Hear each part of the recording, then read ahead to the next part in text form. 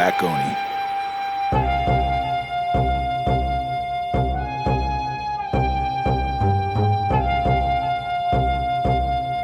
You're now listening to the Black Oni podcast.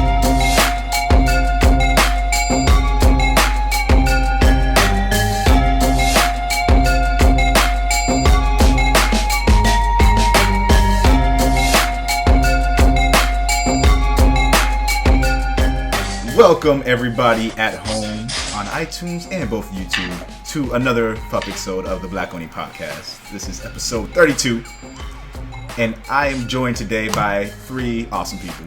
I'm going to introduce them. First is the 1KK. He's got his group. The next is Soil, aka Soad. He is on mobile, so you can't see his face right now. You're probably just seeing a picture. What's up? Yeah. And we got Dream Manifested. What's going on, everybody? Yeah, and I'm very excited for this episode because it's been like 2-3 weeks since the last episode of the podcast, and I've just been super busy. I wanted to first say who my guests are and also let you guys at home know why we haven't had an episode of the podcast up. I just entered a competition. You can see in the last video that was up that I entered it, and my piece is there. You can vote for it through Facebook and Twitter. Also, we're revving up for a pretty big fundraising event going on October 25th. Kevin, I'm going to try to actually get you on board if you're available. Cool. We're going to go over to the new Prince's place and live stream pretty much all day, playing some video games for raising money for charity. So that will be fun. But anyway, I want to give you guys an opportunity to plug the things that you guys would like to plug. So I'll let either Kev or Dave go first, of course. Go ahead, Kev. Okay, I don't know. I just did a new review for the Black Oni blog. Other than that, I'm in the middle of a semester, so I've got nothing going on. Just grading. So awesome. Yeah, that review is actually really awesome. It's for Smash Brothers 3DS. Great review. You guys at home, go check that out. What about you, Dave? Oh, we're working with a website, our own website, wdwp.co. Mm-hmm. Stands for Why Do We Play? And a lot of creative articles and podcasts as well on there. And still writing for Black Oni as well. I need to get something up for you recently. Been a little while. Yeah. It's all good, though. It's a good thing. And what about you, Dream Manifested? Well, sir, so, like I said, a lot for the people that don't know, met my man Jay Blaze on YouTube. But I do, me and my fellow colleagues have a website called GameHell.com, where we do, we post some game reviews, whether it be games, a little bit of entertainment type of things, anime, all that kind of stuff, all your basic nerd culture. We do like to do that. Right now it's kind of set up like a Tumblr post, but the biggest, I guess, attraction for our website was to be that anybody can post. So if you want to post something that's pertinent to those little core things, gaming, anime, any of that, you can go ahead and help yourself out and get yourself some exposure and help everybody out. So check it out. Cool. Yeah. So that's GameHow.com? GameHow. Very cool. And we're just gonna jump right into our icebreaker. If there was one feature from one console you could bring over to the other, which would it be? This could be any generation, any console, even including PCs. Well, for me personally, in terms of we're just gonna go with current gen, I guess you say, from PS4 to Xbox One. Mm-hmm. One thing I definitely like about the Xbox One, my Xbox One versus the PS4, is the Smart Glass app versus the PlayStation app. PlayStation app's not great. Exactly. That PlayStation app needs a serious upgrade compared to the Smart Glass app. It's just they definitely hit the nail on the head as far as the Smart Glass. Even though there's a couple of things I would tweak there, but PlayStation app needs to step it up. Yep. All right, that's fair. So you go ahead. I don't know. I'm thinking. Sorry. I know it's a a hard question. I'll go next because I know I came with the question. Um, so, first of all, can you guys hear me clearly? Can you hear me really well? Clear. Crisp. Perfect. I should actually put that out of the way because that's not what's picking up the audio. If there was one feature, it would be backwards compatibility universally. I mean, one of the things I'm really, really interested in with the Wii U is that it's totally, as far as I know, totally backwards compatible with all disc-based games. It is. Going back all the way to the GameCube. Whoa. I don't know if it does GameCube. Okay, but it does Wii. It does Wii. All right, so You have to go over to a whole separate menu. Like, from the main menu, you have to go over to a whole separate interface. But it will play Wii games. And they look like crap because they're not HD. But right, it will play them. What can you do, though, right? Right, can you do? And one of the things I loved about the PS3 was that the original PS3 was that you can play PS2 games, but And it also PS1 games. upscale, And PS1 games. and PS1 games, and it upscaled them if you turn the setting on to upscale. So that was really, really intriguing. Hopefully, we will get to see something like that again in the near future. I mean, PlayStation Now is supposed to be kind of a remedy for it in some way, but. And I don't particularly appreciate once that. you buy your games again, like Yeah, Exactly. Yeah. And especially so they either do it that way with the PlayStation Now or just they re-release it for like an HD or whatever. Like, no, just let me play the old game. We already got it. We already paid for it and shit. Yeah. Yeah. So that would be my most requested thing, for sure. I still don't have an answer. I like your answers. So I might I mean, steal them. I got one that's we finally heard is coming that I've been waiting for a long time, but it's not here yet, so that's not really fair. Or one that Xbox has, but it's still not coming yet for PlayStation, but it should be here. I mean, could I list two, but they're kind of contradictory? All right, go ahead. All right, well, one was the new feature to play music while playing a game, and Sony finally is having that USB support come in. So I can listen to some damn music while playing Call of Duty or something. Right. But on top of that, like Xbox has that snap feature, so you could snap while doing something, but it's not quite the same as like 360 days when you could just play that from your hard drive and just go at that. And utilize your whole screen. Right. Yeah.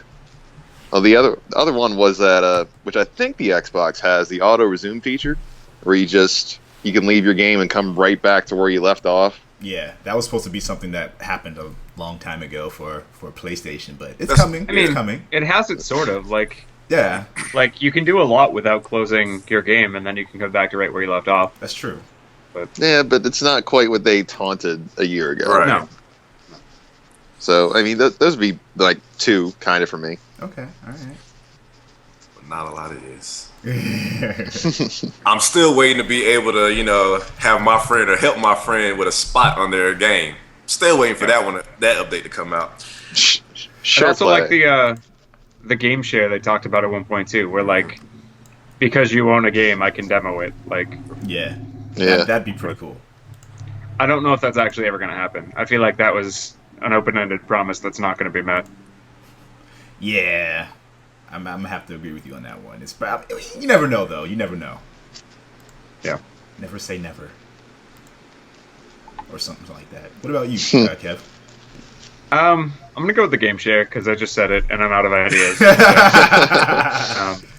Either that, or I just want a Virtual Boy for all of my systems, so I can play my games in red and black. Give me a seizure, giant headset. That's what I want. Are you sure that's your answer you're going with? All right. Well, we are going to jump right into the next part of the podcast, which is I have it like on my other screen. That's why I'm looking this way. So what are you playing? What are you guys playing right now? We're going on to the gaming news section. Well, let's let that Dream go first because he's over there dying already. Well, I have not been able to put Destiny down. I have gripes. I have a lot of accolades for it. First thing I want to say is a lot of people badmouth the game simply because they have already decided with the previews, it's going to be like Borderlands, it's going to be like Halo, and then when they realize it's its own game, it's nothing like Borderlands. Let it be its own game. Enjoy its originality. I will say, being that it was supposed to be, they did promise us a little bit more than what we got. That is disheartening, especially when you read, what was it from the 404 architect or whatever, that little Reddit post, and he was saying like initially the vision was supposed to be an MMO Mass Effect compared to what we got. Right. But regardless, it's still fun. It's still one of the most fun games that I've played in a long time. Okay. It's fun, but it's so grindy. Like, very so grindy. Like I need like 150 spin medals, and that's absurd. Like, yeah, that's so much. I don't ever want to be in a position where I need. I think I'm only playing Destinies on Tuesdays right now. I think it's like go on Tuesday and raid, because that's actually all I can do to get better. Because the game is like the end game of the game is just totally broken. Like I love the game, but the end game is totally broken. Yeah. Right. But yeah. All right. What about you, Dave? I know what you was playing, but I'll let you go. What was I playing? You was playing Rocksmith. Yeah. You were playing Rocksmith. Yeah, that's still my addiction. That's my crack. I actually have 2 of my guitars sitting in my room from last night for playing it for like 5 or 6 hours straight, maybe. Yeah, it's replaced Rock Band and Guitar Hero in every facet now. It's getting to the point where I'm downloading $12 worth of DLC each time they release something new. That's excellent. That, Destiny, and Shadows of Mordor. That's mainly what I've been playing. Now, Shadows of Mordor good because I've been itching to pick it up. It looks good. I know that. I love it. It's a lot of fun, especially considering the Lord of the Rings universe like finally fully realized, and just all these different side quests you can do and items you can collect, and the Nemesis system is truly a cool thing to see in action. Well, all right. Here's my question. All right, Jordan Borrow Kills for you guys at home. He put a post on the Black Only thread saying that he had regrets. And I think, which is weird since he was all about that game and even told me to go buy it like 2 days ago. Yes, so I'm very like after he posted that. Very confused about that. Is it regrets because he knows he doesn't have the time to put towards it, or regrets because he doesn't like it anymore? Well, it's possibly one of both. But I mean, we all go through those motions where we love a game and then we won't touch it for like a month or 2. Or it could be because of the choices he made involving the enemies in the game. That's possible too. Okay. Because I asked him, I was like, what do you mean? And he never responded, so I assume he just got really busy and wasn't able to respond yet. But I'm so intrigued now to see what that's supposed to be. The only negative thing I've heard so far, well, it's not really negative because it's all about how you play, but I've heard that the game is relatively short. That's something too. That's why it's hard for me to recommend as like a must-buy purchase, because for $60 you could probably crank through it in 15 to 20, 25 hours. Maybe 30 if you get like everything. Right. I mean, it still seems like a really awesome experience either way, so I don't think, it being short should take away from it too much. Oh yeah, definitely. I don't know. And so, Dave, if you don't mind me asking you a question, have you beat it just yet? Not yet. No? Not yet. Okay. Because another one of my buying factors that I think about is the potential replay value. And well, even with the amount I've played so far, if I went through it, beat it, and then got everything, I don't see myself playing it again. Maybe like a year down the road after I'm done playing Call of Duty and The Witcher and The Division and all that other crap that comes out over the next year. There's so much good coming out. Yeah, there's a lot coming out. But, I mean, if they marked it down to like $39.99, I would instantly recommend you buy that game. But $60 is a little steep. All right, what about you, Kev? What are you playing? Destiny, though I'm trying to now only play that like once a week because I realized that like every other day is just a waste of time. Like, it doesn't get me anything. Lots of Diablo and Super Smash Brothers. I miss Diablo. You should come back. You have a present waiting in your mailbox. See, I had actually purchased the one. I'm not doing digital only anymore, but I downloaded that on the Xbox One and was playing it right before Destiny came out and haven't touched it since. Yeah. I was doing the same thing, and like, I don't know. Its loot system is so much more refined and so much better than Destiny's that like I went back to it for a little while and I was like, all right, I need to do this more. I need to like put Destiny aside and just do this for a while. Right. Because honestly, in terms of Destiny, I'm at the same point as you, where the only thing that I can do is raid, pretty much. Yeah. I mean, and you don't so- even get the stuff you need when you raid. Like it's so frustrating. Right. Tell me about it. Tell You can me only about you can it. only raid once a week. You can only get one piece of armor, and you're not even guaranteed that each time you raid. And you often just keep getting the same thing over and over. Like Shadowlight. Damn Shadowlight. Yeah. So what I've actually started to do is build up other characters just so I can get, maybe one more. So I can do at least 4 times a week, the normal and the hard on each character. Right. can you do it on multiple characters? I thought that it was once per account. You can do it on multiple characters. Yeah. At least that's what I heard too. Okay. Well, I know like the daily you can only do once per account because I did it on both characters and I got nothing for the second one. Oh, man. And same with the weekly strike. Really? I think it's Well, because I don't want you sharing those ascendant shards and energy. All right. Can you even share ascendant shards and energy through characters? Like, you can, but that's why they won't give you the rewards twice. Oh shit. Okay, that's good to know. What have I been playing? I've been playing Dust and Elysium Tale. That was fun. Yeah, I didn't play through, Played you a bit played of through that. all of it. No, just like a few hours. Okay, I like it so far. I think it's first of all gorgeous. It's a super pretty game, and it's a lot of fun. Yeah, it's free on PlayStation Plus, guys. So check that shit out For a few more weeks. for a few more weeks. Exactly. I need to get on my PlayStation Plus, matter of fact. Yeah, you can do it on the app now. Oh, he's got his controller in his hand. And yeah, we have a bunch of games that just released / are coming out this week. We'll talk about. I'll run them off. Shadows of Mordor we talked about already a little bit. Bayonetta 2, which I have a pre-order in. I might cancel it and wait because like I don't think I'm going to play it right away. yeah, that's the only thing. And I also feel like it's either going to get really expensive or really cheap really fast. Like Bayonetta 1 I got for $4. Wow, Like less than a year after it came out. how the hell did you do that?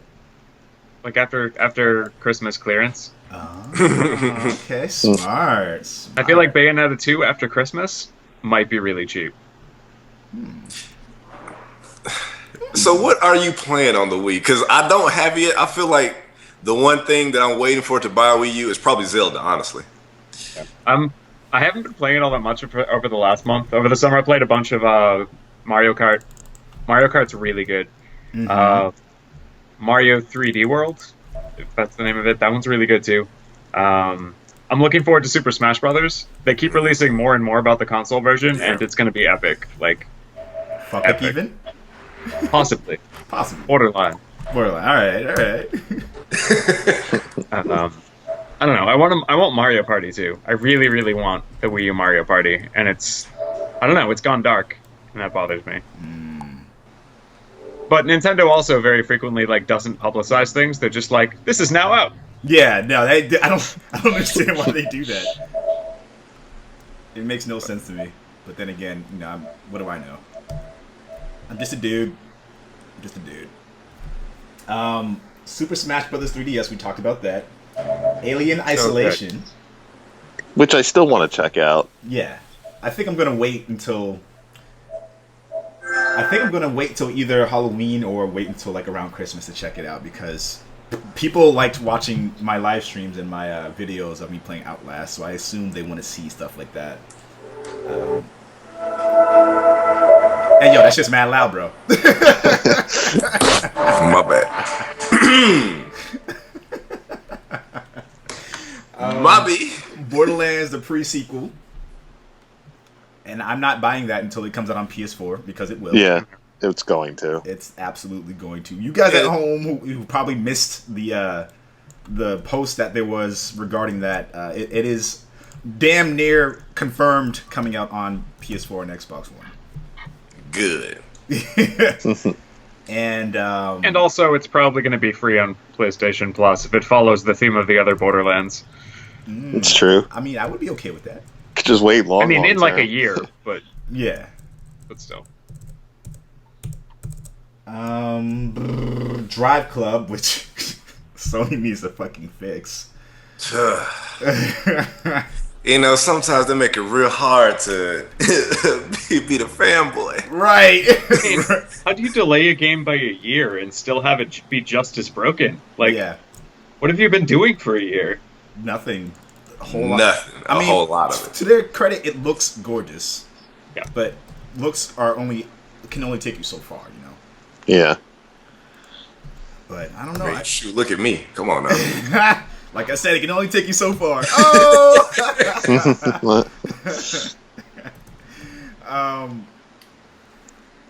NBA 2K15, is that out or is it about to come out? No, it's out. And it's broken. Do you have It's it? broken too?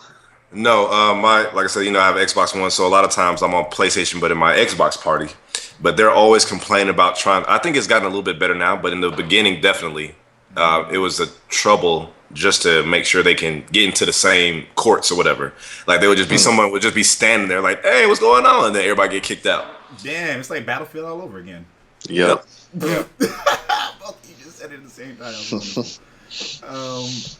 Basically, EA, like, EA. stop releasing broken games. Like, Just just stop releasing games. please. Period. I mean, at this point, I don't think they can. I don't think they have the luxury to say they cannot release broken games anymore. Yeah. If that makes any sense.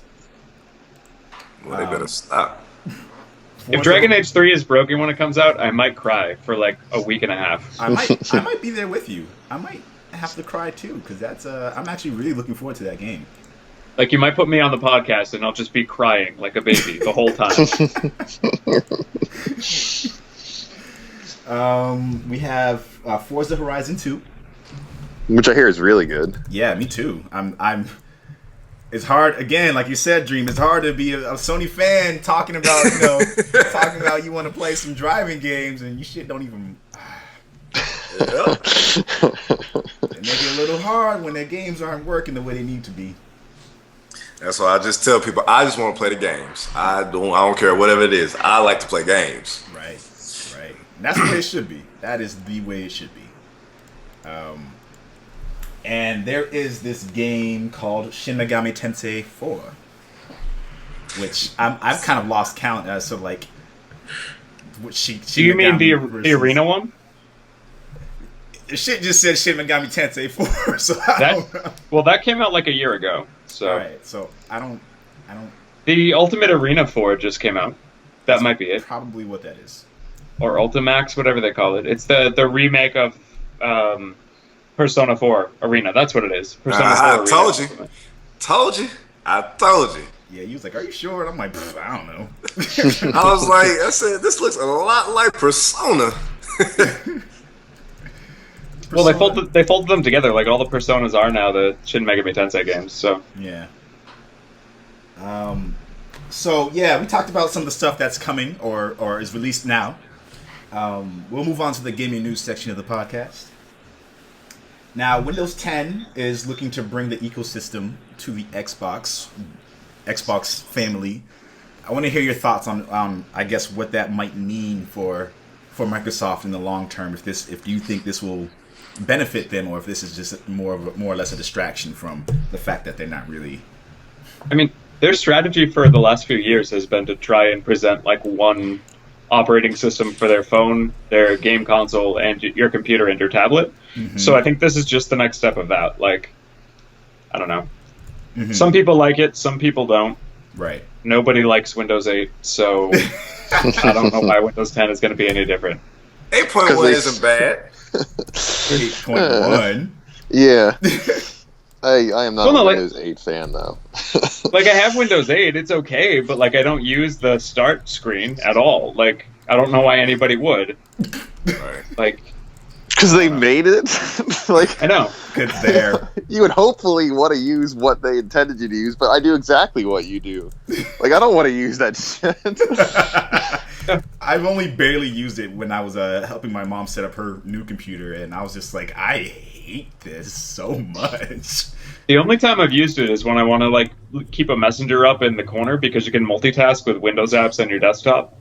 So like I just leave that up on one side, but like I could also just do that with two windows. There's really no reason for it to exist. Right. I don't know. Hopefully, Windows 10. I've heard some like really mixed things about Windows 10. maybe it will be better. The blue screen will be 30% bluer. Hey, we Well, got those percentages in there. Just in terms of like UI though, like Xbox is kicking PS4's butt. You think so? Like, yes and no. I still think the 360 had it right. I don't know why they took that step back because there's a lot of stuff on the Xbox One. I'm like, why would you change that? And for them to always have those party issues. Yeah. But in terms of just the fluidity of going through stuff, I think the Xbox One is better than the PS4, honestly. Okay, all right. Is that more in relation to the voice navigation, or is that more in relation to the button interface? This would be more. Probably all of it.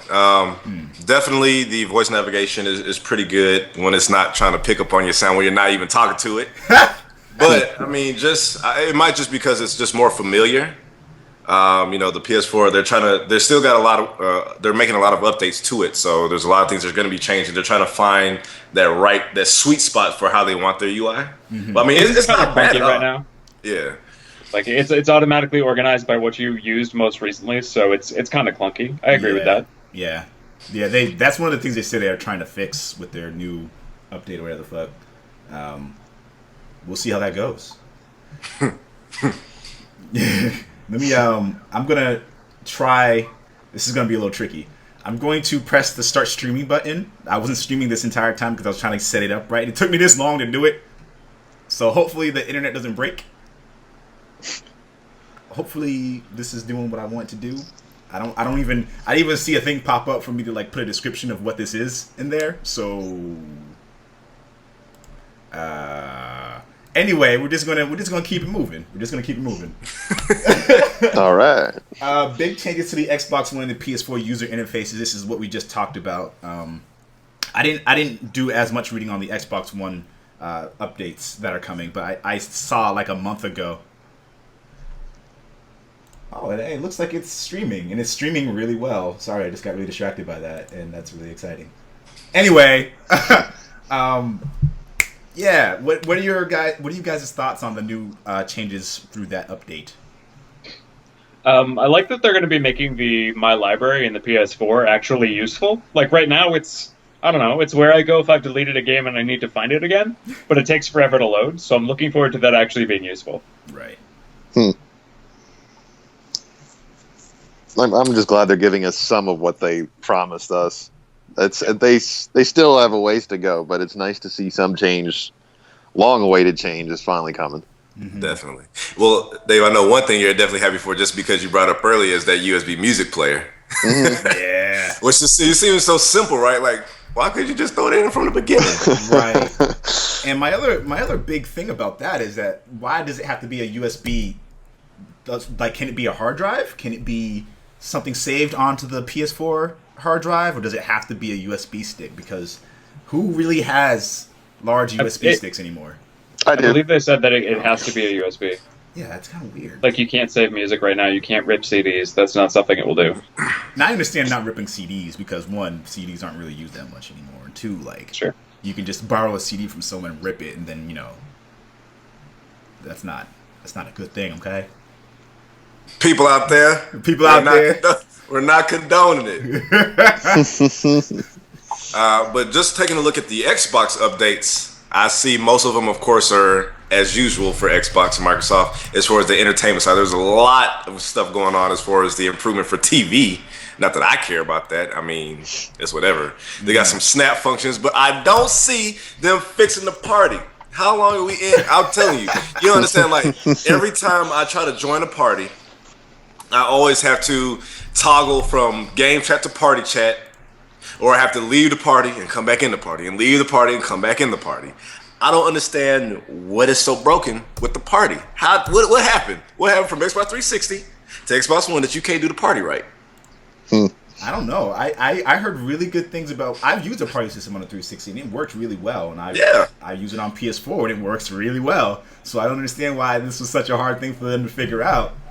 I don't know. On PS4, my complaint is that prioritized game or prioritized party doesn't prioritize. It completely mutes the other. Yeah. Like, They need to make it so you can actually talk to people who you're playing with and your other friends. Yeah. Yeah. And for both, they need to increase the cap for party members. Probably, yeah. Well, what's the maximum you can have on PS4? It's 8, right? 8.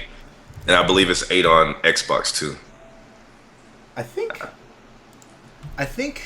Are there even any games out that let you play with more than 8 people? No. All right, so then what the fuck? I mean, because like I said, like, you know, you get on, like I said, a lot of times, because I don't have anything to play on the Xbox right now, I get on and I just put my headset to my Xbox controller so I can talk to them. You know, sometimes you just get on there just to talk some shit, play the game. You would. There you go, right.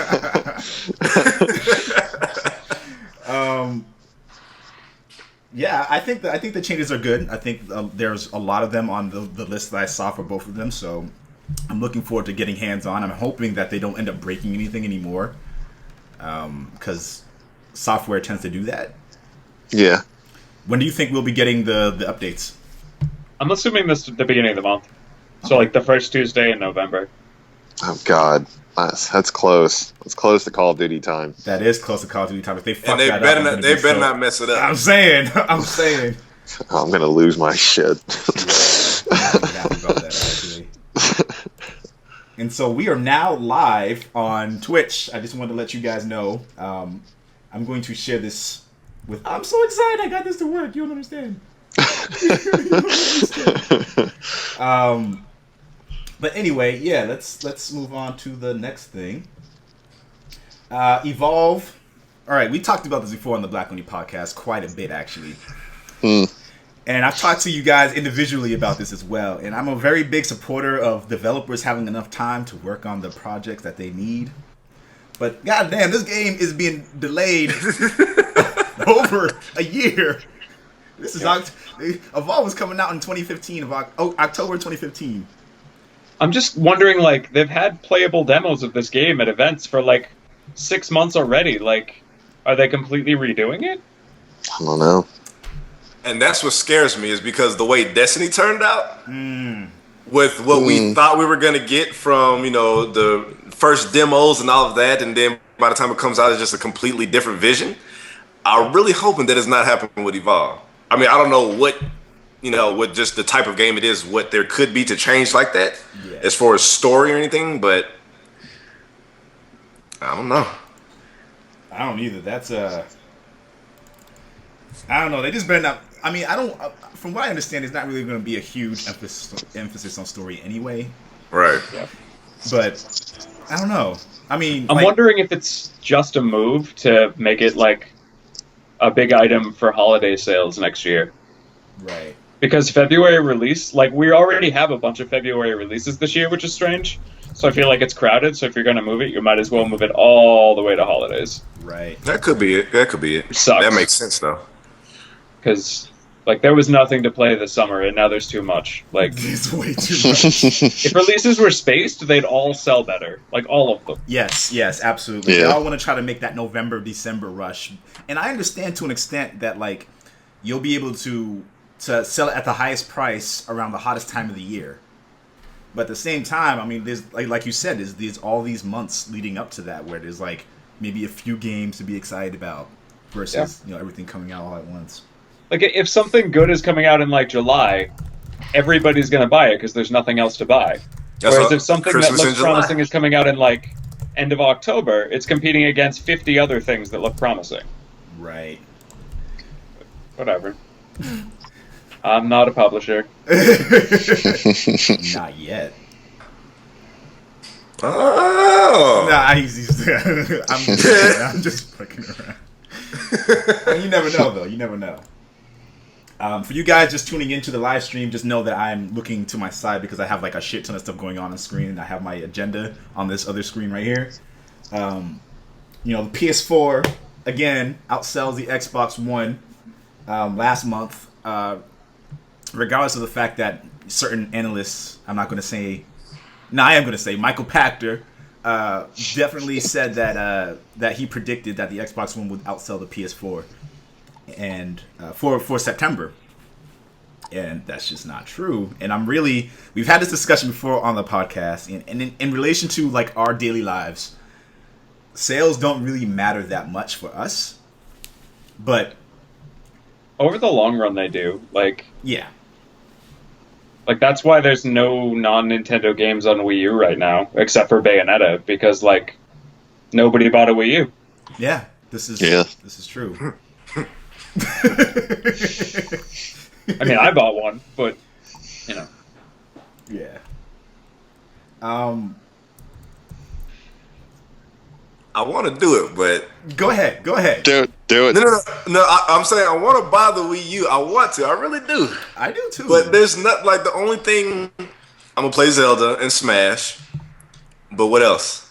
That's it. I like Mario, but I'm tired of Mario. And if they want to keep it solely Nintendo, they have so many other IPs they could use. And we talked about this yesterday, actually. We talked about that. I would love for you to elaborate on the IPs that you would love to see Nintendo bring out. Well, shoot, personally, it's about time we have a next-gen Fire Emblem. Mm-hmm. I would love to see that explored. The 3DS one was great, so... And it sold really well, so they have a market. Yeah. Exactly. I mean, let's see, what else were we talking about? I think you have brought up, or was it you or someone else? What was his name? Could have been New Prince. The New Prince, there you go. Yeah. Pokemon. Yeah. We talked about this the last podcast. It's not ever going to come out on a console like a full Pokemon game. It's always going to be spin-offs. They're insane for that. They are insane for that. Insane. That's money. Tell them, bands. That's just money they're just throwing away. They're not even making it rain on anybody. They just... I mean, they're not Capcom, where they're basically just like throwing money away all the time. But, you know. We talked about that yesterday, too. Because they need like a 4th or 5th generation of a fucking game. Yes. What was that one that had like 10 or 12 words in the title? Oh, are you talking about Street Fighter? Yeah.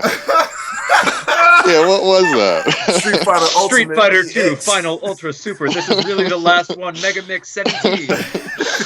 It's like, really? Super Mega Street Fighter Ultra Hyper Combo Finish. Gosh. That is a Naruto game.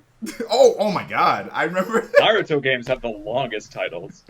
I was in a GameStop once and I was shopping for a game and they started saying the title on their thing, and by the time I checked out, they were just finishing. Like, the entire transaction of buying the game was how long it took to say the title. It was like Naruto Ultra Shippuden 3 something ninja, something something storm, something another number, something something something something something something something, and then it was done. That's too funny. So we'll move on to the next part. Not the next section of the podcast, but the next topic. There's this motion and traditional controller revealed. It's called the Mad Genius Controller. The Kickstarter is live. I wanted you guys saw it in the agenda, but you guys at home listening to the live stream or to the iTunes or to the YouTube, will be able to get your hands on this at some point in the future, if the Kickstarter is successful. And it's looking like a really interesting take on combining the two elements of traditional controller and like motion. You can detach it and use motion controller. You guys go home, support it. Put a few dollars towards it. I think this could be really cool moving forward to see where this company goes and also the other companies go. This is probably the first or second time I've kind of advertised a Kickstarter on the Black Oni podcast, so I think that's worth noting that it does look cool enough to have done that. Do you guys have any thoughts about it? Too much stuff on Kickstarter. Way too much stuff. There's a lot. There's a lot. Buy a lot of board games. Oftentimes they're not great, or they take like 2 years to get to me, but I just keep buying them. I've got a sweatshirt that lights up. That's pretty cool. That is pretty cool, actually. Yeah, I buy too much off of Kickstarter. I mean, do you feel that your experience on Kickstarter has been worth spending the money? By and large, I mean, you have to realize that you're probably going to be facing delays. Like, I've got a Pebble, and that took like a year longer than expected. But overall, it's good.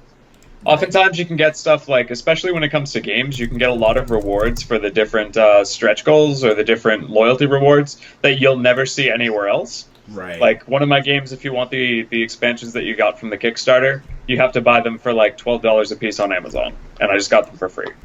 So. Nice. Hmm. Well, Yeah, go ahead. well, just in terms of this, I did the Mad Genius controller. I looked it up. It looks like it's interesting as far as it doubles as a regular controller, and then you can split it apart, and then Yeah, it's pretty dope. It's gonna be wireless. Right now the prototype is wired. and so like what they were doing it's used for Titanfall, and so I guess what And was it? Skyrim. They showed off Skyrim. Oh, I didn't see the Skyrim one, but it's gonna be interesting. I don't know how you're gonna really. I don't know what they're gonna have to use to set the actual button inputs, because like in Titanfall, you put your hand up, to call a Titan, or throw your hands up in an X to eject. Yeah. But I'm assuming, of course, each video game is gonna have different types of things like that. What do you do as far as setting that up? Not that that's a big deal. Yeah. It's just something that you have to think about. How is that going to translate to use for multiple games? Right. I think from what I understand is that it has profiles set up for each thing. So like if this button, like if X jumps, then it'll automatically be set to a specific motion within the gaming profile on the controller itself. So apparently you don't have to set anything up, but you can set things up, but you don't have to install anything extra to use it, and you can use it on any console. I mean, that's pretty dope. That's Right. what I'm most impressed with, aside from the motion, is that you can use it with any console. That's what's up. And I would love to see where that takes other consoles and other controllers in the future. Like if Microsoft or Sony will start looking into stuff like that, if they'll make something really fine tuned to perfection on something like that. Yeah, because a PlayStation wand isn't cutting it. Yeah, not a fan. Not a fan.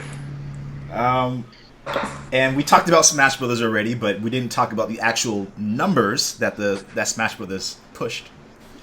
Nintendo sells 705,000 Smash Brothers units in 2 days on gosh. the 3DS. Now, do you think Smash Brothers is what all it takes for people to jump on board the Wii U? I think if they had released it at the same time, it might have been, but now it's coming out a month later. And it's a hard sell to sell the same game twice. Never mind to sell the same game twice along with the console. Right. Yeah. Especially when it's just a bunch of other Mario games out there. I don't really see it, but I mean, to move that much in that short a time, it's possible. What that said, I still think to a certain, not like to a large scale, but it will be a system seller, because Smash is a big game for me. I know I probably said Zelda, but Smash has been a big game. When I first met my friends who I'm actually doing the website with was, in college through Smash, and I had it. I didn't know it was as competitive as it was. This was back in Melee. I didn't know it was as competitive as it was, and it had the biggest following as it did. So I can see Smash selling some consoles, but it's not going to be like you said. Being that they released it at different times, I don't see it being the great system seller. Right. That and the holiday lineup, man. Like all the other games that are coming out that aren't necessarily on a Wii U. Right. Yeah, there's a shit ton of games coming out this year. Yes, there are. And there was 0 games since like April. Like, it annoys me. yeah. There's so many games that I just won't ever play because they released at a bad time. Yeah. Or there's certain games that I will play later on that just won't get my sales initially, Yeah. Yeah. Like Alien Isolation, for example. I mean, that came out during a time that makes the most sense for it, coming out around October, Halloween. That makes sense. But there's a lot of other games coming out around that time. You got to be really careful and selective about when you release. Let's see. Sorry, I keep fucking losing the damn link. Aside from Smash Brothers, Bayonetta 2 released on the Wii U, of course. We talked about that. And in Releases Japan, on Tuesday. yeah, in Japan, right. Oh, gotcha. Sorry. No, I like staggered that sentence without needing to. It didn't sell very well in Japan, its homeland, where both Nintendo and Platinum Games are based, and the Japanese eat Platinum games up. Platinum's games up. And so, do you think it'll put a dent in the U.S.? I don't think so. It hasn't been advertised. Like, Sega hasn't advertised it at all. Like, at all. Sega. Sega. I miss Sega. I miss the old Sega. I do. Yeah. Like, I don't know. They seem to forget that you need to actually tell people that a game is coming out. But then again, like, I forget that they still make games, so I guess it makes sense. Yeah. It's a perfect cause and, reaction. You don't tell people about it. People don't know it's there. They don't buy it. Exactly. It's legit. It's just such a shame that a game like Bayonetta that probably would have done really well on PS4 and Xbox One. I'm not so sure it would with everything else that's coming out, because I don't know. In the US, action games like that out. Yeah, but they don't sell well. The first Bayonetta didn't sell well. It never did. It's sold decently. It sold on okay. PS3 and Xbox 360. Yeah, but not well. Like, yeah. And see, the thing is, I would never buy it for a Wii. Like, those kind of games, I need, pretty much like for fighting games, I don't play fighting games on the Xbox. I have to use, a smaller controller, something that feels right. I'm not going to play something like Bayonetta on a daggone tablet. I just can't see myself like that's another thing that goes in. It's like, okay, like I said, so I had the two systems. Part of that is because I only play certain games on certain types of certain systems. Like, I will only play fighting games on the PlayStation Sony's. Like, I tried to do the Killer Instinct thing. I tried. Mm-hmm. Now, if I had an arcade stick, that's one thing, but I'm not spending $150 unless I'm going to tournaments. Right. So, nah. Nah. Yeah, I don't know. They better have gotten paid a lot of money. That's all I'm gonna say about that. Platinum better have gotten some big Nintendo dollars for that shit. I mean, I think they also may have just tried to use the game controller, like the gamepad, in new ways. So it may be like ingrained into the way the game is played, so that it couldn't easily move to another system too. I heard that it wasn't necessarily like that though. Like, you can play through the whole game without using the touch pad once. I was laughing at their face.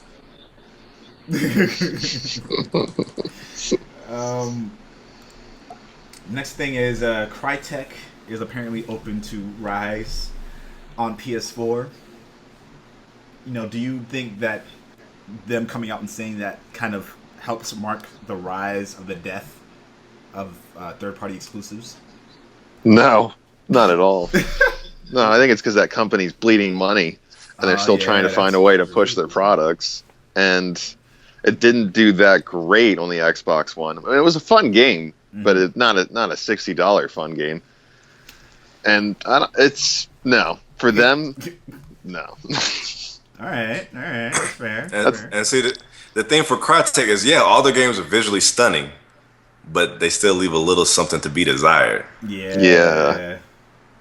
Because I had Crysis 2 on my laptop here, and that game is beautiful. Mm-hmm. But I mean, it really it wasn't that immersive. Like, the story seemed non-existent. I mean, and for a lot of shooters, you don't really necessarily need it.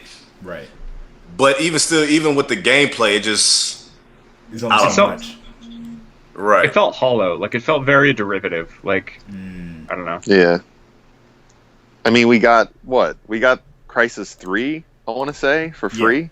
Yep. I still haven't played it. I've had it installed since we got it for free, and I've started it once, but I didn't even hit start. I was like, I don't feel like it. For a few hours. It was like, I don't know. It was generic. It felt generic. Yeah. Very pretty generic, but generic.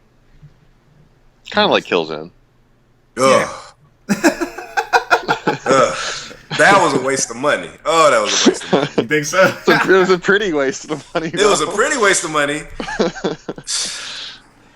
I like the multiplayer better. but I've only played that twice. I was through with Killzone as soon as I finished the game. Like the ending, I was like, you know what? I've heard a lot of that ending pissed me off. I heard a lot of people say that. I don't care too much for the ending, but I'm not like angry about it. But I was just like, okay, all right. Because like that last battle, they throw so much at you just for that. For that. Yeah, just for that. I remember. Yeah. It was cool. I can't even talk about it. I'm not gonna spoil anything. I thought there was certain cool things about it. Who you took control over, type of thing. I thought that was cool, but then after that, I was like, all right, well, what else is there to do? What was there any consequence for any of this? Like, what happened? I don't know. Anyway, we're gonna move on to our hot topics. For some reason, I put 1, 2, 3, and then 3 instead of 4. I can't count. I see that. Don't worry about it. Don't change it. Don't change it. Love Google Docs. Now, I would love if any of you have a guest topic you'd like to bring to the table to do that right now. Let's see. I was trying to think of something too. It doesn't have to be now. We can do it at the end. Yeah, we'll come back. I'll come back to it.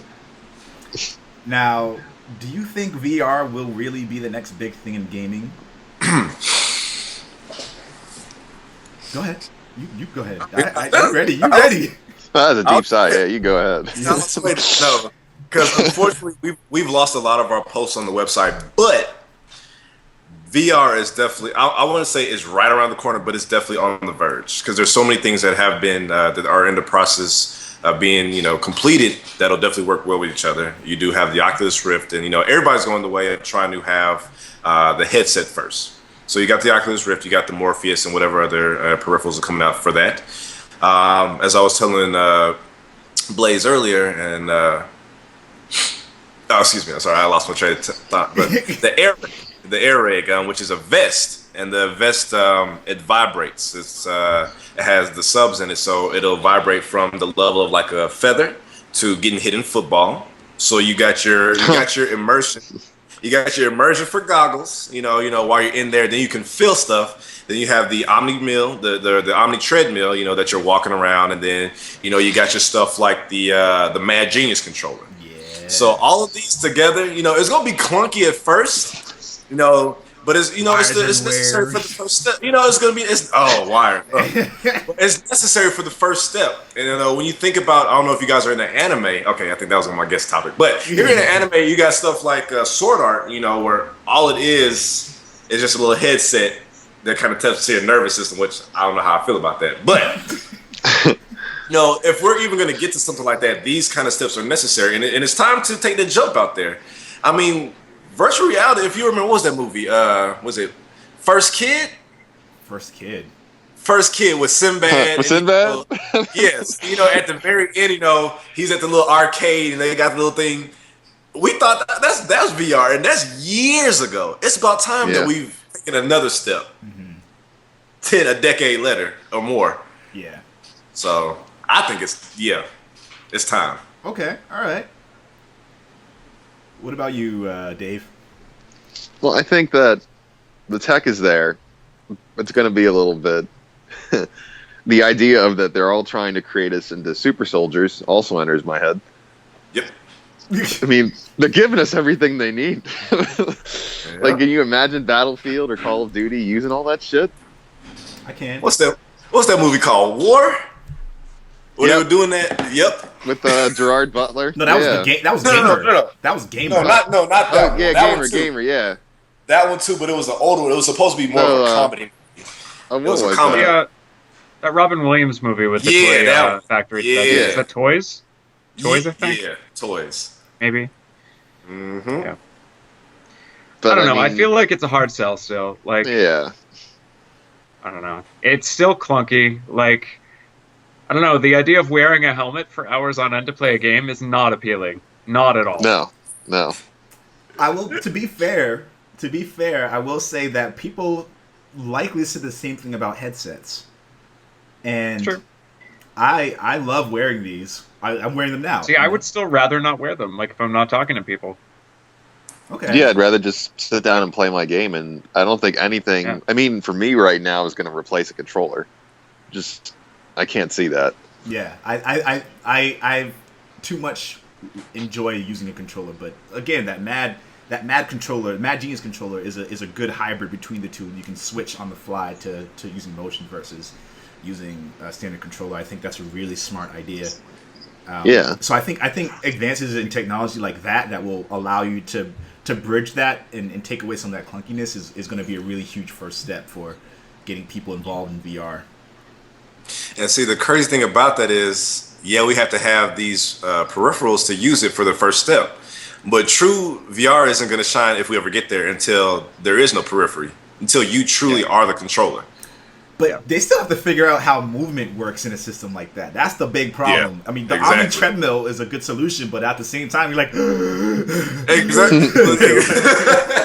Well, and you know, like a treadmill's one directional. Like that means that you can go forward and backward. That doesn't easily like account for body The Omni movement. one. That doesn't easily account for.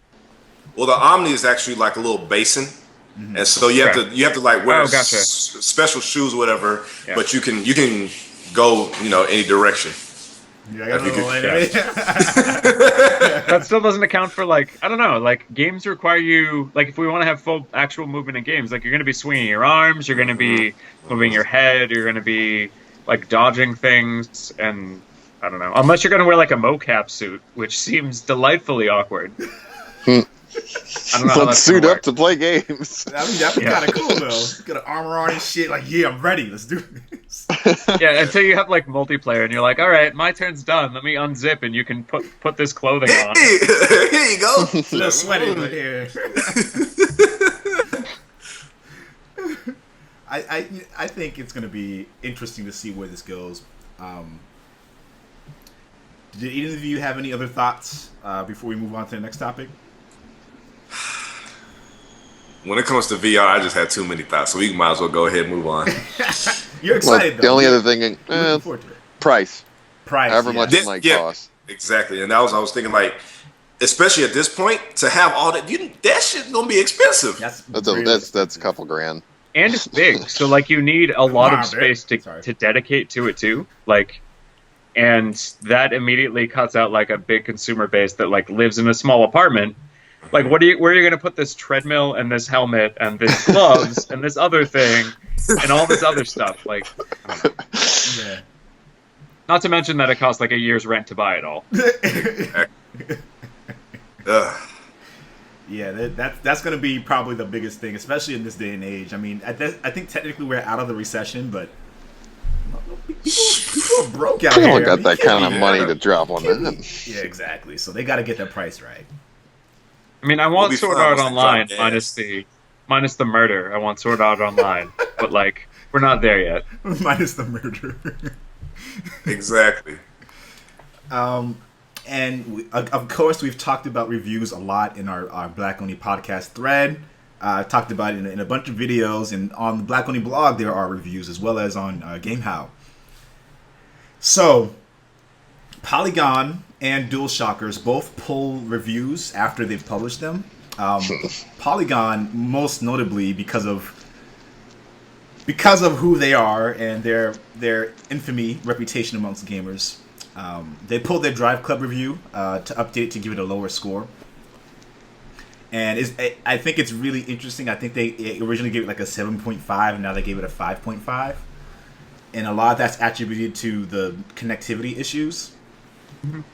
If I could count how many times within the last year there have been games that released with connectivity issues, including Battlefield, including NBA 2K15, including what's that other game I was just thinking about? Grand Theft Auto Online. Good one. Yeah, that's a good one. If we were... See, this is why review scores are fucked up, man. I mean, the problem there is that, like, you need to have a review out before or when the game comes out, so you have to have an early copy. But then you can't actually test out the network features because there's no network yet. Like, Yep. Right. Yep. and I do think to that same reason, it's hard to time your reviews. Because me personally, I got a lot of stuff going on, so I would like to get review copies, but at the same time, I like to truly be able to, have all the kinks of the game worked out so I can give it a fair review. I don't want to give a review as like, well, I know the game's not polished yet, or I know this is such and such. I want to give it just a true review without having to go back and, let me make this update or whatever. Right. Yeah. Then you should still be able to mark it lower than when you release that review. I mean, Destiny, despite all its flaws, for the most part, hasn't had those kind of fucking issues. Right. We haven't had, anywhere close to the level of, say, Grand Theft Auto 5 Online when that first came out, and for like 2 weeks didn't even fucking work. Yeah. Or long. No, it was longer. Wasn't it like a month? It had to be at least a month. I remember it was something crazy. After a while, and I was just like, "Fuck!" I just gave up. Yep. But at least they got that part right, and we still can judge them upon that. So if those issues are there, then yeah, mark them lower for that. A game being released on release day always meant this is the finished product, not it's going to be better in a month. No, fuck that. Yeah, I think that's the problem, is that it doesn't mean that anymore. Like, games on release day aren't done anymore, and that's like a massive problem. That is a problem. I agree. But it makes me wonder why their score went from a 7.5 when it already wasn't working before to all of a sudden now being a 5.5. Yeah. Well, a lot of... at the same time, you also have to think with reviews, like, if I gave this a low review because it isn't working correctly on launch, if somebody's looking to buy this game, like, a year later, and all of those are fixed, like, my review needs to reflect that as well. Right. Right. So. But also, like, in terms of reviewers... I feel like reviewer, that's not really the proper title. It's more critics. And so I think a lot, especially the newer people that come out, that want to get into that scene, they feel that when you're a critic, you have to truly be critical of everything in sort of a negative aspect. Right. To get your name out there, you have to feel like you are the know-it-all, the be-all, end-all. Right. And you got to tell everything what's wrong to show what you would do better. And that's why your opinion counts, but I don't really jive with that. Yeah. No, not because Alien Isolation was another one that came out, and great example. When you give it a score of, say, a 9 out of 10, or a really great game, something you need to pick up, and it's really nostalgic to the series, and it looks great, and it gives you that tension, and then some other motherfucker says, no, this is a 5.5 out of 10 because it was too hard. Because I kept dying repeatedly, because it was unfair. The checkpoint system makes no sense. Yeah, and it's stuff like that. Well, it's like, wait, is it good or is it bad? Like, what am I supposed to go with here? Mm-hmm. Exactly. Yep. So I think that there's such difference in opinion is like a good thing. Like, I don't know. Whenever a game has universal scores that are within a couple points of each other, and it's not either spectacular or terrible, I get really concerned because, like, if everybody gives it a 7.8, that's weird. Well, not necessarily, because I think if a game gets kind of like good scores all throughout 7.8 or 75 or 78 out of 100, whatever the fuck, I think that pretty much goes to show that there's a commonality amongst the things that people do like and don't like about it.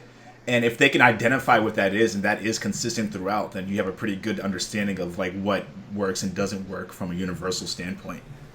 So you can have like an average, yeah. Everybody plays games differently, and everybody values different things. Yeah. So, like, I feel like wide variances in scores is just natural. Like, what matters to me may not be what matters to you. Right.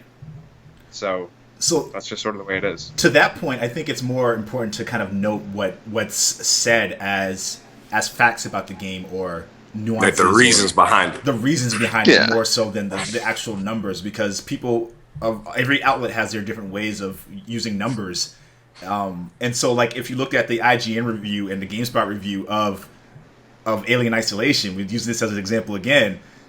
They're the only negatives they said about it were that the save point system was flawed and it was too difficult. Mm-hmm. And they played the game on hard, which was the recommended difficulty. But other than that, like, those were the things they said that they didn't like about it, and they gave the game a 5 and a 6 out of 10. I mean, if the checkpoint system is so flawed that you can't play the game, then, like, it deserves it. Right. But they need to make that statement then. Yeah. What That are the needs to gripes be- that they have? Because I do remember them saying that, but there was more to it than just that. I think those were the main ones. I can look up the review again right now. Alien Isolation, IGN. Can't use my brain anymore. And I think, like I said, the biggest thing about reviews is, yeah, you can have your numbers, and a lot of people think the number system is flawed, all that. But at least if you're going to write a review, at least make sure you are clear with your reasoning. Right. Because if you just say, oh, this is a waste of time, well, shit, why? Let me see what your reasons are, so if those even matter to me or not. Right. And so what it says is frustration, alien AI, loses the fear, and poor pacing.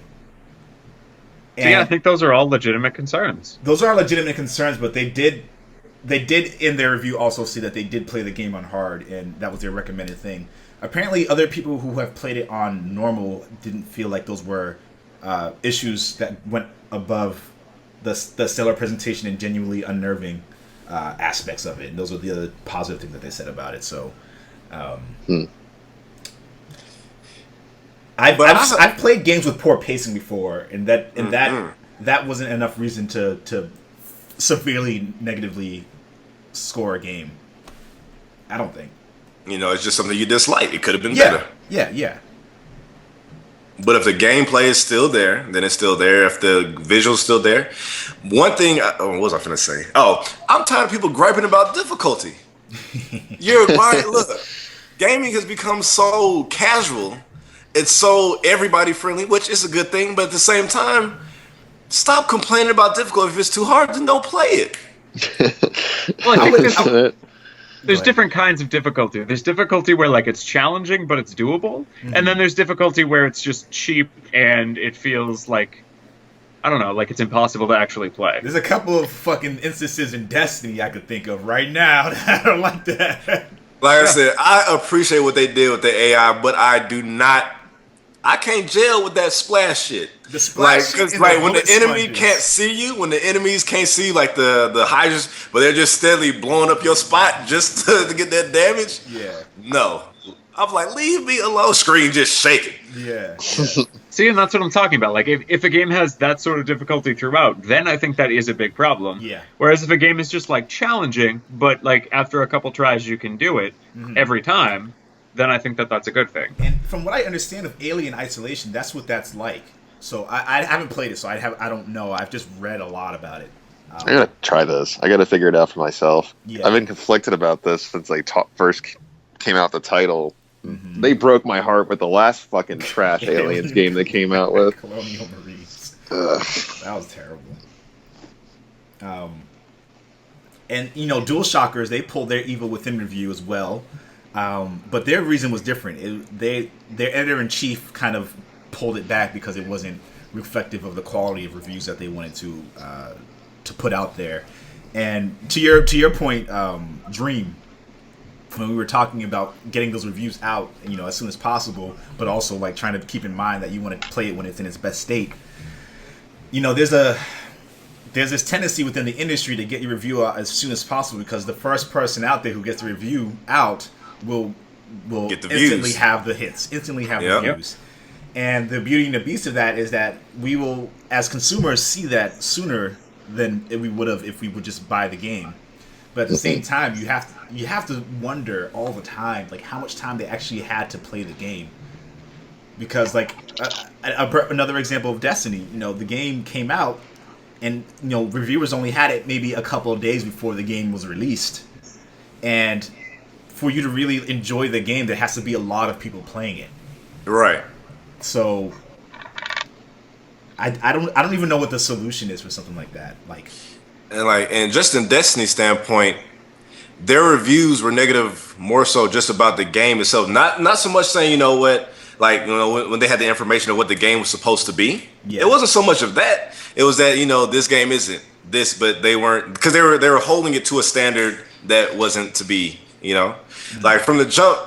It's a standard that Destiny themselves set, though. Right. It was legitimately their fault. Yeah. But they were also still showing Bungie things like a made few sure they days said it's not before. MMO. Yeah. Wait, would you say I completely just got both of you coming in at the same time? Go ahead. You go ahead, Dream. All right. So what I was saying was, but they did one thing that was getting on my nerves is that Bungie made sure to say we are not. They constantly say we're not an MMO. Yeah. We are not an MMO. That's not what we're trying to do here. Yep. But everybody kept saying, "Oh, MMOs do this." MMOs. Said, well, clearly you didn't watch the damn presentation. Yeah. Mr. Knowledgeable. They also said, like, we're not an MMO, but here's all the things our game is going to do, which happen to be exactly what an MMO does. And here's a preview with a whole bunch of footage that isn't actually in the game anywhere. Right. Yeah, that hurt my feelings. It did. That hurt my feelings too, and especially like with there that, were previews for the game a week before it came out that showed stuff that isn't in the game. Yeah.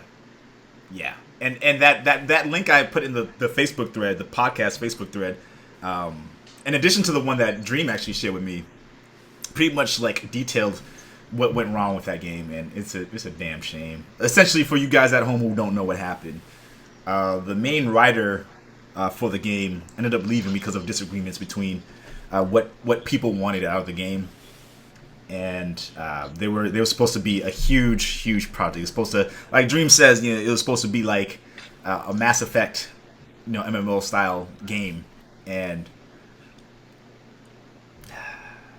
that's what we were promised, and I think that's why people were so disappointed. Like, yeah, I don't know. Yeah, I don't know. I think reviews are in a very weird state because I've been fortunate to kind of see a lot of publications and outlets change the way that they review games and the way that they score them, the way that they handle them.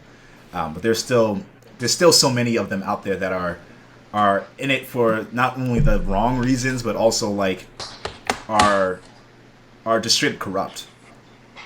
And I think this bleeds into our next and final topic, aside from if there were any guest topics after that. The Gamergate movement. And I know we've all heard about the Gamergate movement. We've heard about what it has turned into. In many ways, it's gone way too far. Yes. Yes. And I think the idea of what Gamergate movement was supposed to be has become so blurred and misconstrued that it's now being presented, especially in regular media, to people who don't play games, as this attack on females. Oh yeah. And I think now it's basically like, oh, you're a female reviewer, you must have slept around to get that job. Right. Well, and the two sides of that, right? The two sides of that are you must be sleeping around to get your job. That's the negative side of the Gamergate, thing. And then there's the other side of it where it's, oh, you're with Gamergate, you automatically don't like females in your games, yeah. and now I've been doing more research on this lately, especially because someone who will be on the podcast very soon actually did a talk about what Gamergate was supposed to be about. And if you go into the forums and see like the moderators for the Gamergate, the whole movement as a whole, like they have very strict guidelines of what you should do for conducting yourself as someone who says they support Gamergate. There should be in no way, any shape or form, harassment towards others or threats towards others or anything that people under the Gamergate stigma have been doing anyway.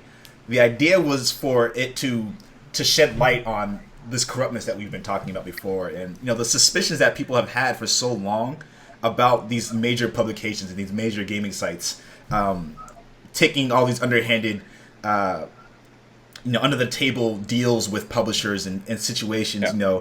The most recent example would be the Shadows of Mordor reviews that went out. You had to sign a specific deal to even get a review copy to talk positively about the game, and the suspicions that people have had for so long about these publications, like skewing their perceptions of things for the sake of more money. That's what it's supposed to have been about. The Gamergate conspiracy, that was what it was supposed to be, but it has become taken by these people who just want to see everything burn, essentially. Like people who are genuinely misogynistic, who are genuinely intending to do terrible things to people. They aren't. Anita Sarkeesian, as much as I'm not a fan of hers in terms of her attacks on the not her attacks, her views on it as a whole versus looking at it, her views on it on one side versus looking at it holistically. She's been on the negative receiving end of a lot of it now.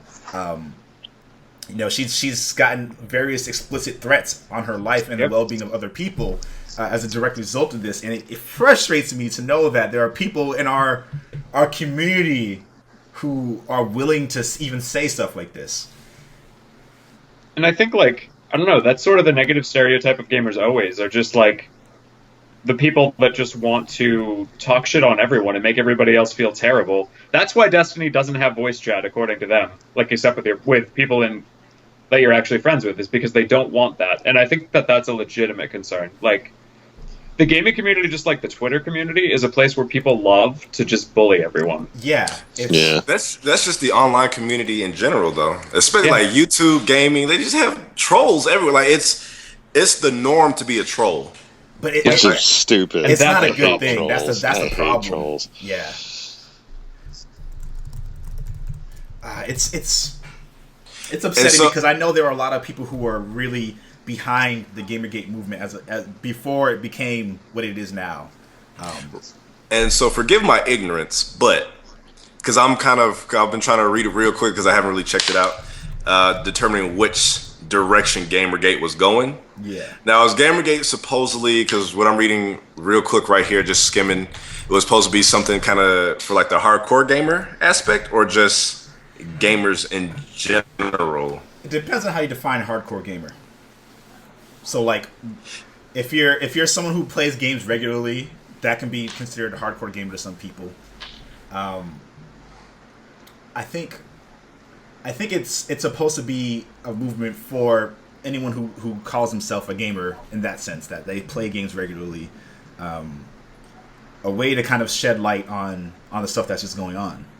Yeah, I think it's just it was originally meant to just be like a questioning of the ethics of the people that are giving us information. Okay. Yeah. Because a lot of things came to light about illicit deals and about certain people sleeping around to get their stuff published, and other people, when they found out and mentioned it, having themselves essentially like blacklisted from the community. And then like sweeping stuff under the rug, and the various instances of evidence supporting all of that. And this has been building up over years and years. Like I remember talking to both Kevin and to Dave about stuff like this way prior to this. It's like, man, like it's so hard to trust reviewers nowadays because we know this, that, and that. Yeah. And so the messaging behind Gamergate, of course, has just become to the point where it's more about like, oh, gamers hate women. It's like, no, that's not what it was supposed to be about. It's what it's turned into because there's people who will go in and try to ruin that regardless. But well, you know, it's because people that go ahead, Kev. I think there are too many people that like, one, like have points of view that are just negative, and two are also just like, this person's making a living doing something that I want to do, so I'm going to do anything I can to take them down. I think that's part of it too. Mm-hmm. And I think that's, I don't know. That's a social problem that we have in regards of what profession. Yeah. That's an American problem right there. Instead of helping, instead of asking, okay, see if I reach out, say, maybe he can, like I said, that's how, with Will here. I reached out to him, give him ask for some pointers, what I can do, versus be like, you know what, this motherfucker doing something I want to do. Let me find every way I can to screw him over instead of doing what I can for myself. Right. Nobody wants to work. Right, right. And it's So, become so easy to brush stuff off or to be negative towards things. I found that especially I don't want to say this, but like especially in the black community, there were so many people who would rather see others either suffer or do worse. At least in the hood. I'm not talking about as a whole, but just people who think like that in a specific way. They'd rather be haters than like help each other. Right, definitely. But it's not only exclusive to that community though. I know that there's a big talk too in like gender discourses about sort of any community that is sort of struggling with identity, which ultimately is every community, has members who, rather than being constructive, would much rather be destructive and tear somebody else down and take their place rather than working together to build something better. And that's I don't know. That's a big societal problem. Like, Full of no usurpers. matter where we apply it, that's terrible. Yeah. Yeah. And again, this kind of stuff doesn't help with that case. It was originally intended to, and then got side-railed very quickly because there were so many people saying that this whole thing was only about being sexist towards others. So, well, this is the first thing I heard about Gamergate. I thought like the first thing I heard was something against people of a different sexual orientation. Yeah. Like it was a Gamergate with the Y, and I was like, wait, what? yeah. I was confused the first time I heard about it. And that's the thing, the messaging behind it. And that's also another thing about this that I wanted to touch on before we of course wrap this up. The whole messaging to people out there who are reading it through publications in the first place, the whole messaging overall has been totally fucked up on that because the only thing that's been reported from major publications is one side of that entire scenario. So the only thing that you know about Gamergate is what you've been told through these publications. And if they're only reporting on one side of it, that's all you'll know. And it's this way with general media as well, with the way that we get our news from other outlets as well. It's like there is blatant corruption within the news industry in general. It's just so frustrating. I don't Definitely know. agree. I think we will eventually get to the point where stuff like this, podcasts and people discussing it on different outlets and different forums, years ago I wouldn't have imagined that I would be this involved in the gaming industry. And so there are people who will listen to this and they will understand more clearly what that's supposed to be about. And so I hope that people will see more of that stuff out there to see both sides of it so they can make their own thoughts about it, Yeah, I mean, ultimately, like, gaming's supposed to be about fun and enjoyment and not, like, hatred and fear. Yep. Yeah. So, if you're spreading one of those things, then just get out of the community. Just, like, Get out. just get out. We don't need you. Well, there's a few people out there. Go on Twitter and just, like, tweet mean things at Katy Perry instead. That's what people are doing. You're go just as sit bad in as a them. corner. Right. I still saw, like, I mean, thinking back on it, like something else I played recently, because we're on the subject of hatred. Oh, man. There's still active KKK players playing Black Ops 2. And they got the emblems and the hate speech to go along with it, dude. Yep. Not a fan. Just get out of gaming is no place for you. It is no place for you. It just isn't. It's just sad, man. I mean, I think generally the whole problem with the online community is that, like, it's so anonymous. So, like, I can take my crazy beliefs that I would never discuss in public and absolutely throw them in everyone's face. Right. Yeah. With no repercussions. And we need some sort of repercussions. Yeah. We need, and that's another thing that this whole movement has been about. The accountability. Like if these outlets have no reason to stop messing with our medium, then why wouldn't they stop? Like, why would they? Yeah. Why would they stop? I should say. Anyway, I don't want us to get too riled up about this. We're all passionate about gaming, and I'm so thankful to have people like that around me and working with me and also playing with me because we play together all the time. And so I think passion is what drives things forward in life in general. Indeed. Yeah. So, are there any other topics that you wanted to introduce before we set this to a close? Well, it's not so much a topic. Okay. But just for you guys here, now I am a very big anime head. So, I like to rack brains of people that I find also share that interest. What animes are you guys watching? I know, Will, you slacking. So bad. I just started watching Psychopaths because it's on Netflix now. Yeah. It's good. It's fun. It's not spectacular, but it's good. What's it about? It's pretty good. It's about like police officers in the future where you have a constant monitor of your mental state. So if your mental state is starting to indicate that you're going to get violent, they show up and stop you. Stop. But it's composed of like detectives who are people who are there to just investigate, and then enforcers who are the people that otherwise would be murdering other people. Damn. So like they've taken their most violent people, and if they don't incarcerate them, they give them a job. It's pretty violent. It's pretty violent. Yeah, it's really Well, violent. I did a couple years ago watch this show called Chrome Shelled Regios. I don't know if you've ever seen that. I heard of it. It's also on Netflix, I think. Yeah, it's or really was at cool. one point. It was. Yep. It might still be. It's like takes place in a dystopian future where it's like there's these schools that are or these cities that are on like these moving platforms, and in like the world has been put into a chaotic state, and so they had to like make these giant cities mobile. And then there's like these aliens that like come down and like try to kill people to like harvest their something. I think their organs or something like that.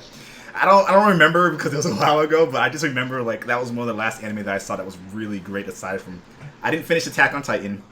I have like 4 episodes left, and there's this show that you'll see her on at some point. Shadow Glance.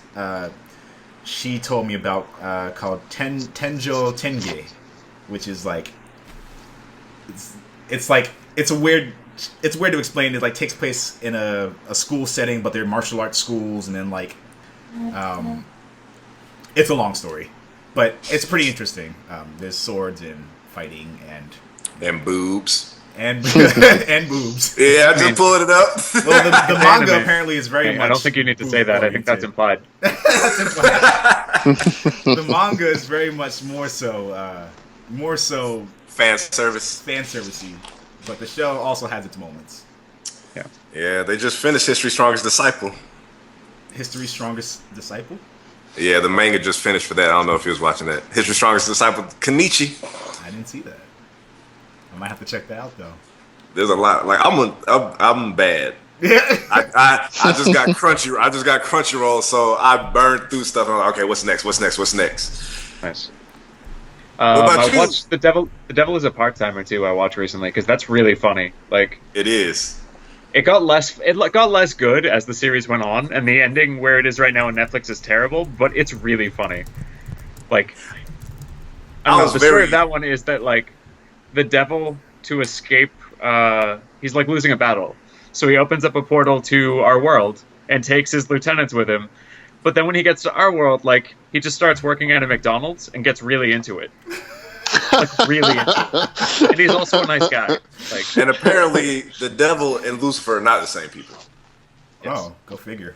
But like it's very it tricks you. Like the very first episode, I was like, damn, it's gonna be like it's some nice fighting. And then we got to whack Arnold, so I was like, whoa. Dave, what you watching, man? I'm actually not as big into anime as you guys. Okay. I understand. I will say that I did watch X-Men Days of Future Past for the second time since I saw it in theaters this morning. Because it's finally on Amazon Instant Video. And it was amazing to go through again. really good. Yeah. All right. If it's on Amazon Instant Video, I'm gonna have to just watch that shit because. I mean, it's like the price of a ticket, so it's like $4.99 or $5.99. Oh, you have to buy it though. No, it's renting What tickets? rent it. What tickets cost that cheap? Yo, I mean, in theaters, what ticket's gonna cost that? It's like, what, $15 for an IMAX theater? Oh, Maybe yeah, $10 okay. for a regular movie theater. Okay, Yeah, I was about to say $4.99. What tickets? What kind of movie theater you going to? Yeah, I'm talking like a regular movie theater. So instead of going anywhere, I just get to sit on my fat ass, and it's just fed to me straight through my console, and I don't have to return anything. It's just gone after a little bit. I'm totally cool paying that. I hear you. Right on. Well, anyway, thank you guys, obviously, for coming on to this episode of the Black Oni Podcast, episode 32. I still don't have a title. I don't know what to... Whatever. I'm just going to leave it at that for now. Thank you guys at home for tuning into the live stream and also for listening on YouTube and iTunes. To see future episodes on live stream, I'm going to be doing some more activity on Twitch from now on. You go to twitch.tv/jblaze06 with no underscore, and you will be able to see any Twitch live streams, whether I'm playing games or doing the charity thing I was telling you about, Extra Life. and doing podcasts. So yeah, thank you guys. Love you all. Game Peace. on and J Blaze.